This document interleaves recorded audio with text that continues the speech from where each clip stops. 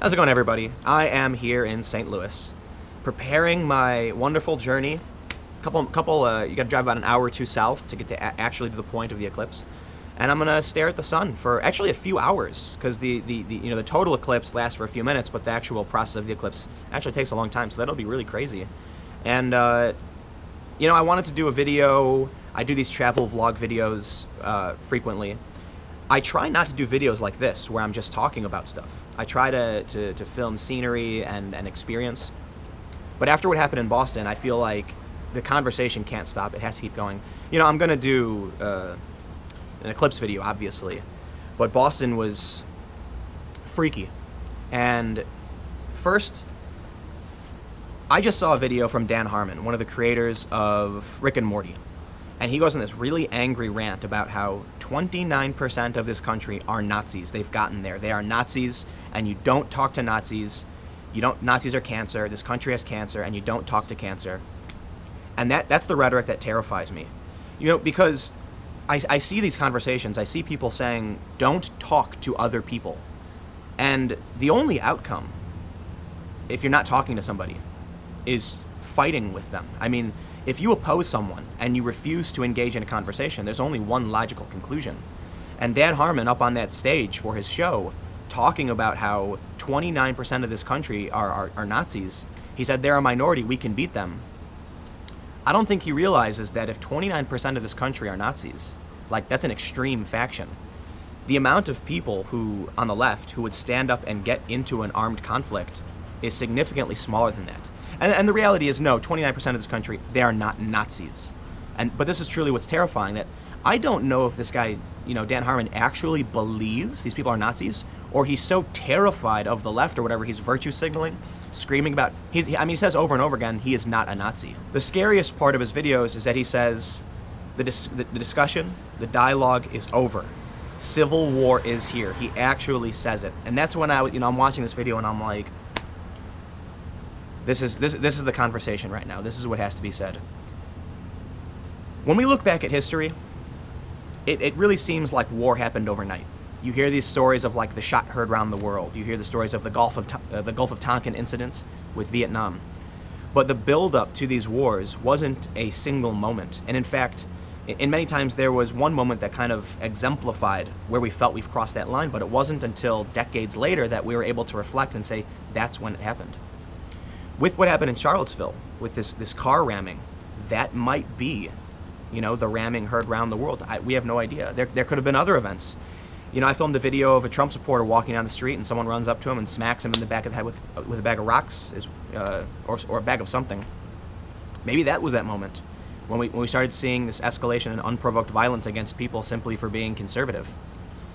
29% of the people in this country are not Nazis. They may be politically uninitiated, right? So there are a lot of people who still support Trump. Sure, might be some old fogies that they like Trump, what he's standing for, and they think he's being unjustly attacked by the media or whatever. I know a lot of high-profile people who still support Trump. I gotta be honest, I'm a bit baffled by it, but hey, do your thing. Trump has been, in my opinion, very ineffective. His administration is almost entirely gone. What has gotten done? Seriously. And I understand there's a lot of people who think it's the media who's been attacking him. Sure, I don't care. Look, I'm not here to argue for a politician. I hate all politicians. I think they all suck. I think Hillary sucked. I even think Bernie sucked. Bernie, I'd hit that back. I don't think Bernie sucked. I think Bernie was an honest and nice guy. And surprisingly, there are a lot of people who supported Bernie who actually went for Trump. Bernie was probably the closest I've ever gotten to voting. But in the sense of all politicians, yeah, I don't like any of them. And Trump's no exception. People often ask me, it's so far past the election, but Hillary or Trump, and I'm like, why? I hate them both. I don't like either of them. But to say that they're Nazis, this is like McCarthyism. We're to the point where now you have high-profile figures calling all conservatives Nazis. But let's get to Boston, okay? Because you had this free speech rally. Now, this free speech rally had, at least as far as I know, one actual white nationalist slated to speak. So when you have that person on your roster, I explained this in a video before, and I was tweeting about this. People are getting, we're getting upset. I'm like, no, listen. If you have a big group of people and one person flies a flag of a fascist group, or, you know, not to call him a fascist, but, you know, a Nazi flag or whatever, then don't be surprised when people look over and say that's a group of Nazis. So when you have a rally, which they did disinvite this guy, it was Augustus Invictus, it doesn't matter. The rally should have been canceled. So I applaud Cassandra Fairbanks was supposed to speak. She did cancel. Good. The event should not have happened, and it was stupid, especially considering what just happened in Charlottesville. And that's why I didn't go, and that's why I'm not going to go to these other ones. Because it doesn't matter if you're right or wrong. It matters that we've reached a point in this country with Charlottesville where it's like, okay, dude, this is too much. You need to stop. You can't just show up to a rally and say you're defending yourself and bring bats and shields and think the fight is a good thing. Look at what happens with 40,000 people surrounding this rally. I mean, was the rally a bunch of white supremacists? No, not at all. Were there Trump supporters? Sure. Do people think Trump supporters are racist? Yeah, a lot of them do. They think, apparently, that they're all Nazis. Are they all Nazis? No, of course not. That's reductive. So I did something. I took one of these photos from the rally. It's a guy, Vashiva. I don't know how to say his name properly, so I apologize. And he's running for Senate. He's an Indian man. And there's a video of talking about racism and classism and about how his family is the untouchables, the lower caste of India, and it was horrifying oppression.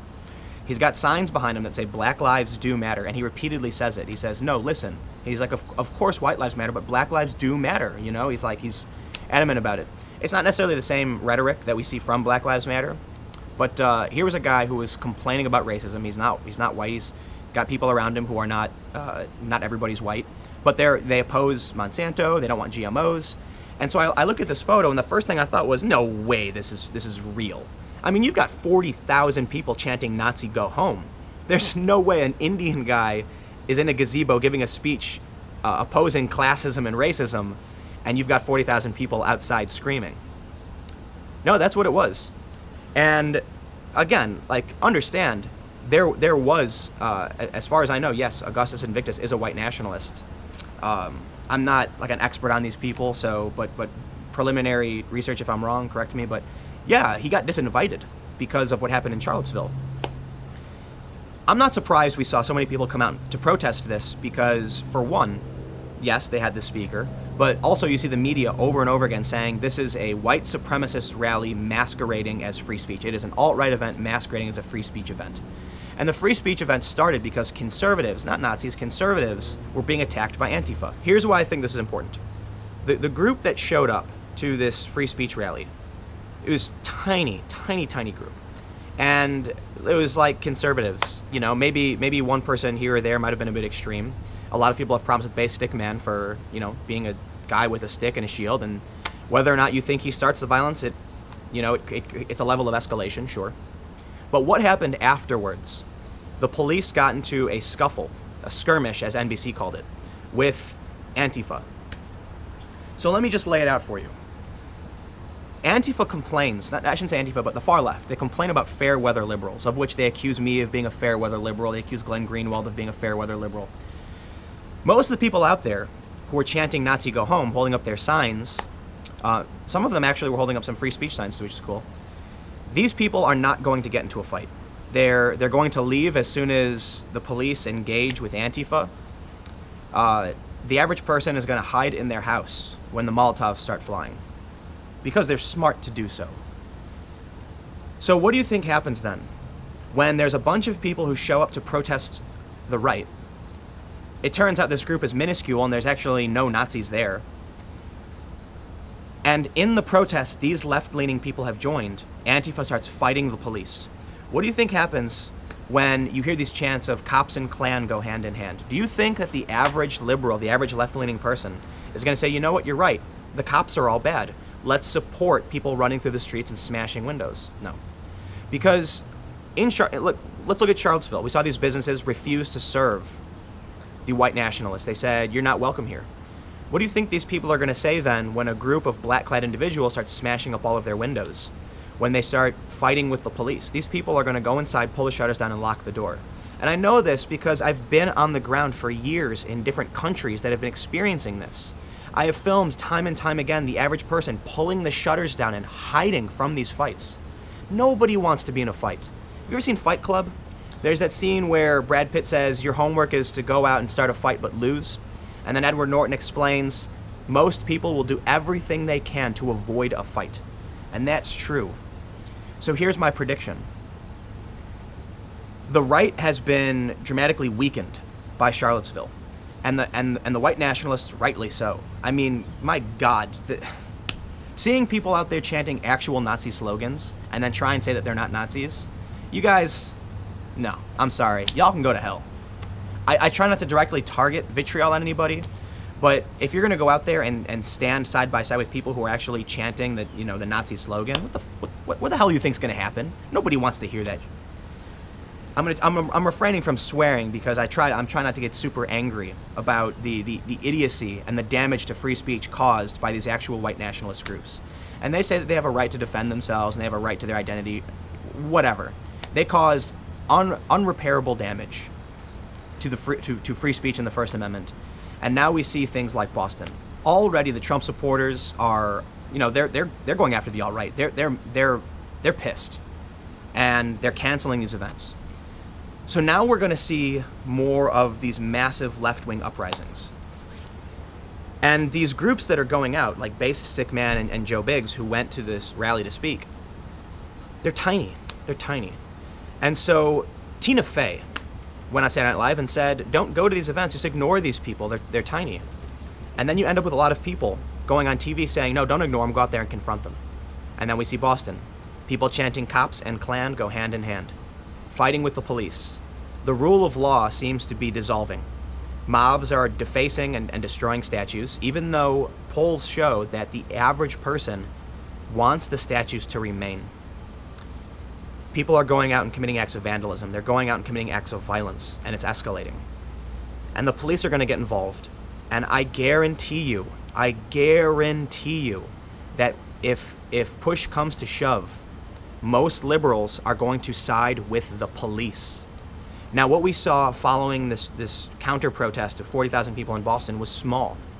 A local reporter on the ground told me that she got pepper sprayed, that people were throwing rocks and clashing with the police, trying to take over the street. And the police fought back, and we saw this reflected in reporting from NBC and Fox News, both saying this. The average person is not going to want to be involved in destruction. They're not going to be involved in fighting. They're not going to want to see their businesses, their homes set on fire, destroyed. They're not going to want to see a collapse.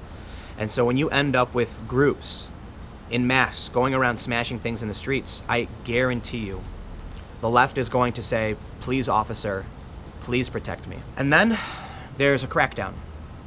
This gives the government justification for increased police force, increased security, which then emboldens more people on the far left to stand up and fight back the oppressive government. And liberals and conservatives and moderates or whatever are going to go to the side of the police and they're going to say, please protect us. And that's when things are going to get really bad. I just don't see a situation where the government doesn't come out on top, short of Trump being removed from power. However, if that's the case, then we just have Mike Pence, and I really don't think we would see a difference. I think Mike Pence gets in office, and then we just see this continued crackdown. Dan Harmon said the Civil War is here. Was there a shot heard around the world? I have no idea. But these things happen gradually. And over the past few years, we've seen it escalating to this point where if you're not with us, you're against us. If you're not with us, you're a Nazi. Businesses banning people who are white nationalists and Nazis. Domain service, Google seizing accounts, whatever. We're there. We're here. And if someone like Dan Harmon's going to get up on stage and scream that we are in the Civil War now, this is the firebrand, this is the preaching of take up arms. And I don't think it's going to end the way that people on the left think it will. I think it's going to end up with something really, really dramatic in the other direction. But let me know what you think. Comment below. Click the like button if you like the video. I'm paying attention to all this stuff, and I want to do videos about other things, But I just feel like this is what's happening, and so I've basically set aside my entire video edit to come out here and talk about this because of what happened in Boston. Boston wasn't crazy, but it's just a sign of the times to come. So let me know what you think. You can follow me on Twitter and Instagram at Timcast. If you want to support the work that I do, go to timcast.com/donate. Give whatever you'd like, give nothing at all. My videos are always free and available. Thank you all so much for watching, and I'll see you tomorrow at 4 p.m.